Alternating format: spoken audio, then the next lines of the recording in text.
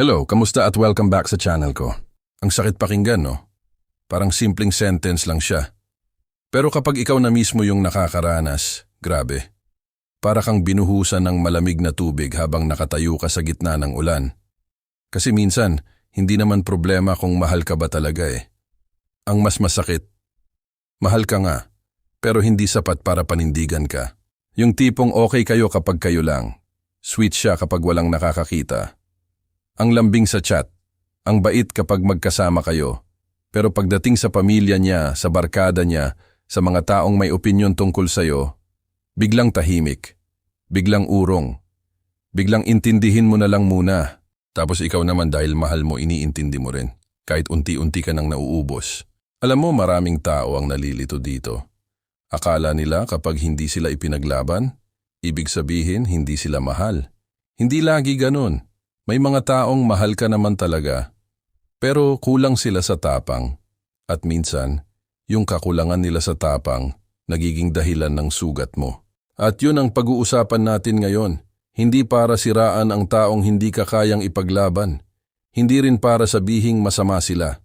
Kundi para maintindihan mo kung bakit masakit, bakit ka napapagod, at bakit hindi mo kasalanan kung dumating ka sa puntong gusto mo nang piliin ang sarili mo. Kasi minsan ang pinakamahirap tanggapin hindi yung iniwan ka. Ang pinakamahirap tanggapin, yung alam mong may pagmamahal naman, pero hindi sapat para lumaban. Parang ganito lang yan eh. Imagine mo may taong gustong sumakay sa bangka kasama ka. Mahal ka niya. Gusto ka niya makasama. Pero habang lumalakas yung alon, ikaw lang yung nagsasagwan. Ikaw lang yung basang-basa. Ikaw lang yung kinakabahan kung lulubog ba kayo. Siya, nakaupo lang sa gilid, hawak kamay mo. Sinasabing, nandito lang ako. Sweet pakinggan, pero hindi sapat. Kasi ang relationship hindi lang lambing. Hindi lang miss na kita. Hindi lang mahal kita. Minsan ang tunay na pagmamahal, may kasamang paninindigan. May kasamang lakas ng loob. May kasamang desisyon na, kahit mahirap, kahit may kokontra, hindi kita ikakahiya. At alam mo kung ano pinakadelikado. Yung matagal mong pinapaniwala sa sarili mo, na darating din yung araw na ipaglalaban ka niya. Na baka hindi pa lang siya ready, na baka kailangan lang ng oras, na baka kapag mas minahal mo pa, mas pipiliin ka na niya. Pero habang hinihintay mo yung araw na yon, unti-unti ka nang nawawala. Napapansin mo bang nag-iiba ka na? Dati confident ka, dati masaya ka, dati hindi ka overthinker. Pero ngayon bawat scene zone parang may kahulugan. Bawat hindi niya pagdepensa sa'yo, iniisip mo buong gabi. Bawat pagkakataong pinili niyang manahimik habang nasasaktan ka, parang may maliit na parte ng puso mo na namamatay. At eto pakinggan mong mabuti. Kapag mahal ka ng tao pero paulit-ulit ka niyang hinahayaang masaktan para lang maiwasan niya yung sariling discomfort niya, eventually, mapapagod ka talaga. Hindi dahil mahina ka, kundi dahil tao ka lang. Minsan iniisip natin na ang pagiging understanding ay proof ng pagmamahal. Totoo naman. Pero may limit din ang pag-intindi. Kasi kung ikaw na lang lagi ang umiintindi, ikaw na lang lagi ang nag-a-adjust, ikaw na lang lagi ang tahimik para walang gulo. Parang relationship na ba yon o emotional sideline? Ang hirap no kasi ayaw mo naman siyang iwan. Nakikita mo naman na may mabuti siyang side. Nakikita mo namang sinusubukan niya minsan. Pero alam mo yung pakiramdam na parang ikaw yung chapter na gusto niyang basahin, pero ayaw niyang ipakita sa ibang tao yung libro. Masakit yon. At maraming tao ang nagsisettle sa ganong setup dahil umaasa silang magbabago rin lahat. Pero tandaan mo to, hindi mo kailangang kumbinsihin ang tamang tao para piliin ka ng buo. Hindi mo kailangang magmakaawa para maging proud sila sa'yo. Hindi mo kailangang paliitin yung sarili mo para lang maging convenient kang mahalin. Kasi kapag tunay kang mahal at handa siyang panindigan ka, mararamdaman mo yon. Hindi perfect, hindi dramatic, hindi pang teleserye, pero may peace. May clarity. Hindi ka laging kinakabahan kung saan ka lulugar sa buhay niya. At alam mo minsan kung bakit may mga taong hindi makapanindigan. Hindi dahil walang value yung partner nila, kundi dahil takot sila. Takot silang mawalan ng approval ng pamilya. Takot silang ma-judge. Takot silang magkamali. Takot silang mag-take ng responsibility sa desisyon nila. Pero eto yung masakit na reality. Habang pinoprotektahan nila sarili nila sa takot, ikaw naman yung nasasaktan. Ikaw yung nagdududa sa worth mo. Ikaw yung napapatanong gabi-gabi, ano bang kulang sa akin? Kahit ang totoo, hindi ikaw ang kulang. Yung tapang nila ang kulang. At sana maintindihan mo to Hindi mo responsibility na turuan ng isang tao paano ka ipaglaban kung ilang beses mo nang sinabi kung ano yung nagpapasakit sa'yo. Hindi mo trabaho na paulit-ulit ipaliwanag kung bakit masakit na tinatago ka. Kung bakit masakit na hindi ka maipakilala. Kung bakit masakit na lagi kang second option kapag may pressure na galing sa ibang tao. Kasi ang taong seryoso sa'yo, kahit hindi perfect, gagawa ng paraan para maramdaman mong hindi ka nag-iisa. At minsan, kailangan mong tanggapin na may mga taong mahal ka, pero hindi pa sila emotionally mature enough para ibigay yung klaseng pagmamahal na deserve mo. Masakit tanggapin yon, pero minsan, yun ang katotohanan. Parang halaman lang yan eh. Kahit gaano mo kamahal yung halaman, kung hindi mo naman nadidiligan ng tama, malalanta pa rin. Hindi sapat ang love lang kung wala namang action, consistency, at courage. Kaya kung napapagod ka na, hindi ka masamang tao. Kung minsan naiisip mong bumitaw, hindi ibig sabihin nun wala ka ng pagmamahal. Minsan ang ibig sabihin lang nun, napagod ka ng mahalin ng isang taong hindi kayang tumayo para sa'yo kapag kailangan mo siya pinakakailangan. At alam mo, may mga tao talagang magaling magmahal in private pero nawawala pagdating sa public responsibility. Sweet sa likod ng kamera pero tahimik kapag kailangan ka ng depensahan. At dun mo marirealize na minsan, hindi sapat na mahal ka lang. Kailangan mo rin maramdaman na pinipili ka kasi iba yung mahal ka sa lihim. At iba yung handa kang panindigan kahit hindi convenient. At doon nagsisimulang mabuksan yung mata mo sa isang mahalagang tanong, hanggang saan mo kayang tiisin ang sitwasyong unti-unti ka nang binubura habang pilit mong iniintindi yung taong ayaw namang lumaban para sa'yo. Kasi minsan, di mo agad namamalayan na habang pilit mong iniintindi yung taong mahal mo, ikaw naman yung unti-unting nawawalan ng boses sa sarili mong buhay. Yung dating mahilig tumawa, ngayon tahimik na lang. Yung dating sure sa sarili, ngayon puro baka ako talaga yung problema. Yung dating alam ang worth niya, ngayon nagtatanong na kung sapat ba siya. At alam mo kung bakit delikado yon? Kasi kapag matagal kang nasa relasyon na hindi ka kayang panindigan, hindi lang puso mo yung napapagod, pati identity mo naaapektuhan, pati tingin mo sa sarili mo nababago. Parang cellphone lang yan na laging low bat pero walang charger. Kahit gaano kaganda yung unit, kahit gaano kamahal, kung walang tamang supply ng energy, mamamatay din. Ganon din ang tao. Kahit gaano kakatatag, kapag puro pain, doubt, at emotional confusion yung kinakain mo araw-araw, darating ka talaga sa puntong mapapahina ka. At ito pa yung isa sa pinakamahirap aminin. Minsan, hindi ka na umiiyak dahil sa ginagawa niya. Umiiyak ka na dahil pinapayagan mong mangyari yun sa'yo ng paulit-ulit. Aray no, pero totoo. Kasi may point sa buhay na kailangan mong tanungin sarili mo, hanggang kailan ko ipaglalaban ang taong hindi naman ako kayang ipaglaban? Hindi madali sagutin yan lalo na kung mahal mo talaga. Kasi ang pag-ibig minsan parang utang na loob sa puso eh. Kahit pagod ka na, gusto mo pa rin magstay dahil umaasa kang baka bukas magbago na lahat. Pero ilang bukas pa ba ang hihintayin mo? Ilang beses mo pa sasabihin sa sarili mong okay lang, kahit hindi na talaga okay?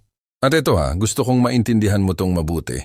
Hindi selfish ang piliin ang sarili mo kapag paulit-ulit ka nang nasasaktan. Hindi ka masamang partner kapag napagod ka. At lalong hindi ka bawasan sa pagmamahal mo kung dumating ka sa puntong gusto mo nang protektahan yung peace mo. Kasi minsan, ang tunay na pagmamahal sa sarili hindi yung pagiging strong palagi. Minsan ang tunay na self-love, yung pag-amin na nasasaktan na ako. Alam mo may mga tao kasing sobrang bait, sobrang understanding. Yung tipong kahit sila na yung dehado, sila pa rin yung umiintindi. Kahit sila na yung umiiyak gabi-gabi, sila pa rin yung nagsasabing, okay lang, naiintindihan ko siya. Pero minsan, yung sobrang pag-intindi nagiging self-betrayal na. Kasi habang lagi mong inuunawa yung takot niya, yung pamilya niya, yung sitwasyon niya, kailan mo naman iintindihin yung sarili mo? Kailan mo sasabihin na, teka lang, ako naman? At hindi ibig sabihin nun wala ka ng compassion. Hindi ibig sabihin nun naging cold ka na. Ang ibig sabihin lang, napapagod ka ring maging matatag para sa dalawang tao. Kasi relationship dapat partnership yan eh. Hindi pwedeng ikaw lagi yung warrior habang siya laging spectator. Hindi pwedeng ikaw lagi yung ready mawalan para sa relasyon habang siya takot na takot ma-disappoint ang ibang tao. At oo, gets natin na may kanya-kanyang pinagdadaanan ng tao. May trauma, may pressure, may fear. Pero tandaan mo to, explanation is not always an excuse. Hindi porket naiintindihan mo bakit siya ganon, ibig sabihin kailangan mo nang tiisin habang buhay yung sakit na dulot nun. Kasi kahit gaano valid yung dahilan niya, valid din yung sugat mo. At minsan, kaya kahirap bumitaw kasi hindi naman siya totally masama. Yun yung trap eh. Kung toxic lang sana siya all the way, mas madaling umalis. Pero yung mga taong mabait minsan, sila pa yung mahirap i-let go. Kasi alam mong may potential. Alam mong may good side. Ang problema, hindi potential ang bumubuo ng healthy relationship. Consistency.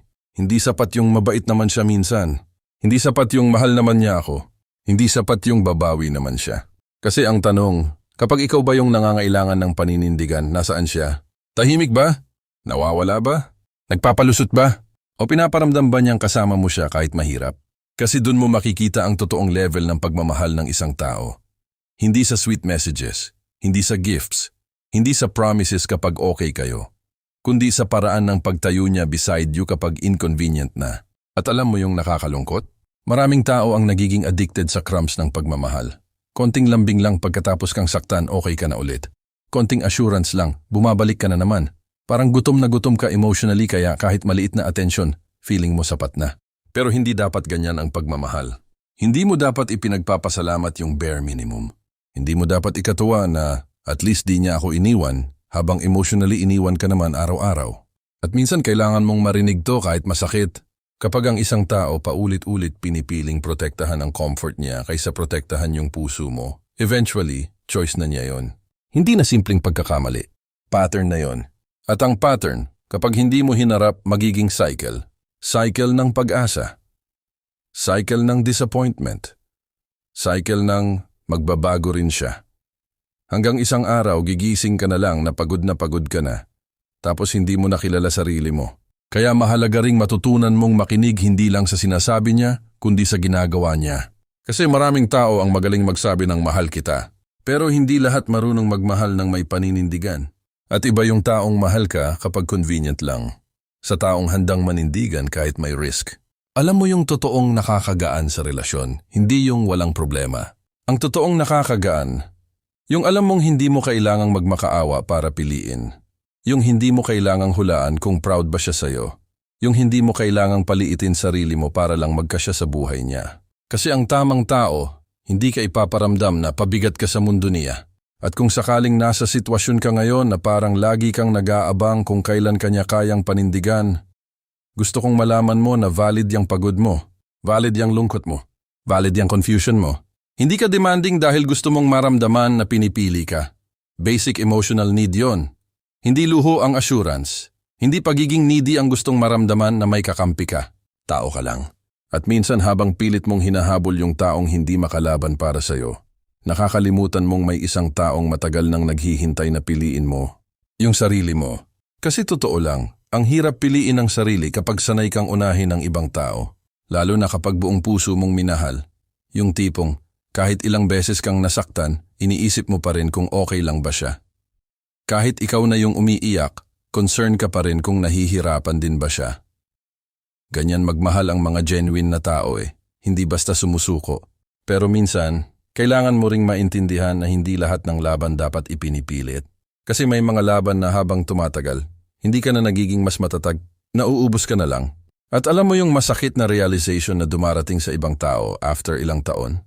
Hindi pala nila kailangan ng mas maraming pagmamahal para manatili yung relasyon. Ang kailangan pala, paninindigan mula sa dalawang tao. Kasi kahit gaano mo kamahal ang isang tao, kung ikaw lang lagi ang lumalaban, darating talaga yung araw na mapapagod ka. Parang lubid na hinihila sa magkabilang dulo. Kahit gaano katibay, kapag sobra na ang tension, mapuputol din. At wag mong isipin na failure ka kapag umabot ka sa puntong ayaw mo na. Minsan ang totoong strength, hindi yung pagtitiis ng walang hanggan. Minsan ang totoong strength, yung tapang na aminin na hindi na healthy to para sa akin. Alam mo may mga tao kasing sobrang takot maiwan, kaya tiniis nila lahat. Kahit paulit-ulit silang hindi piliin, kapit pa rin. Kasi umaasa sila na kapag mas naging patient sila, baka balang araw sila rin naman yung ipaglaban. Pero pakinggan mo to hindi mo kailangang ubusin ang sarili mo para patunayan na karapat-dapat kang mahalin. Hindi exam ang pagmamahal na kailangan mong ipasa.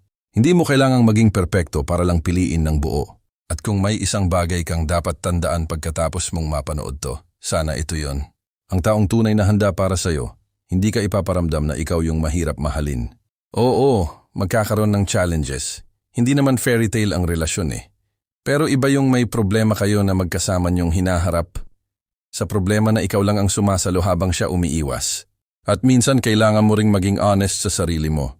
Hindi lahat ng mahal kita ay may kasamang readiness.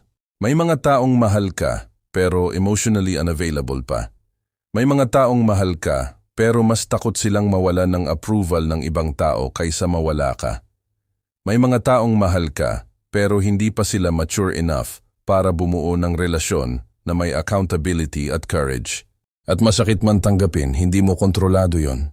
Hindi mo mababago ang tao sa sobrang pagmamahal. Kasi kung ganun lang sana kadali, edi sana wala ng broken-hearted sa mundo. Minsan kasi, kahit gaano ka kabuti, kahit gaano ka kaloyal, kahit gaano mo ibigay lahat, kapag hindi pa handa ang tao maging matapang para sa'yo, wala kang magagawa kundi tanggapin yung reality. At ang acceptance, hindi ibig sabihin wala ka ng pagmamahal. Minsan ang acceptance, pagmamahal din sa sarili.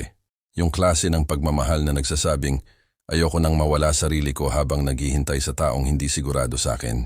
At alam mo, ang ganda ng buhay kapag dumating ka sa point na hindi mo na kailangang pilitin ang isang tao na makita value mo. Yung hindi mo na kailangan magmakaawa para lang itrato ng tama.